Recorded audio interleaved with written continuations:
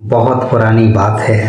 एक टोपिया बेचने वाला जो कि घर घर जाकर टोपिया बेचता था, एक दिन एक गांव के बाहर एक पेड़ के नीचे आराम करते करते सो जाता है। और जब सो कर उठता है तो क्या देखता है कि उसकी सारी टोपियां उन बंदरों ने पहन रखी हैं जो कि उस पेड़ पर थे जिस पेड़ के नीचे वो सो रहा था।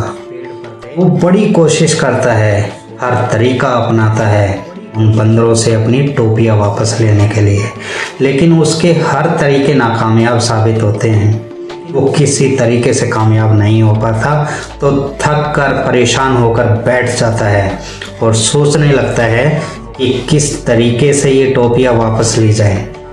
तो उसे याद आता है कि ये बंदर जो होते हैं ना, ये बड़े नकलची होते हैं। तो उसने अपने सर पर पहनी हुई अपनी टोपी अपने सर से उतारकर नीचे ज़मीन पर फेंक दी, जिसे देखकर बाकी सभी बंदरों ने अपनी टोपियां नीचे ज़मीन पर फेंक दी। और टोपियां बेचने वाला अपनी टोपियां उठाता है और अगले गांव के लिए निकल जाता है। तो दोस्तों, कहानी यहीं ख़त्म नहीं होती। ये उस टोपियां बेचने वाले का ख़ानदानी बिजनेस था, और जब उसका बेटा बड़ा होता है ना, तो वो भी अपना ख़ानदानी बिजनेस करता है, यानी टोपियां बेचना शुरू कर देता है।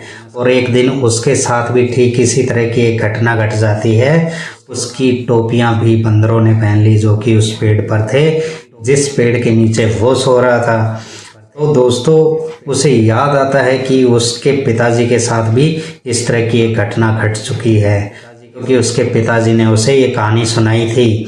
तो वो अपने सर की टोपी जब नीचे ज़मीन पर फेंकता है, तो कोई भी बंदर अपने सर की टोपी नीचे ज़मीन पर नहीं फेंकता, बल्कि उनमें से ही एक बंदर नीचे आता है और उसके कान पर एक थप्पड़ लगाता है और कहता है कि बेटा, कहानियाँ सिर्फ तुम्हारे पिताजी नहीं सुनाते थे, कहानियाँ हमारे पिताजी भी सुनाते थे।